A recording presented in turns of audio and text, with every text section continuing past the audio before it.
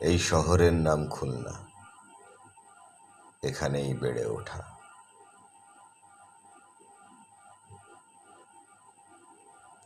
আজ থেকে 10-15 বছর আগেও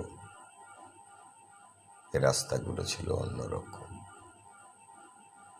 অনেকটাই ছোট। এখন বেশ প্রশস্ত,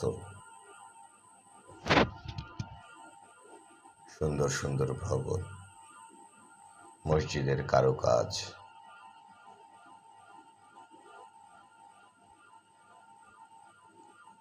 অদ্ভুত সুন্দর নিয়ে গড়ে উঠছে আমার খুলনা। বহুদিন হয় দেখি না ঘুরে প্রিয় শহর খুলনাকে।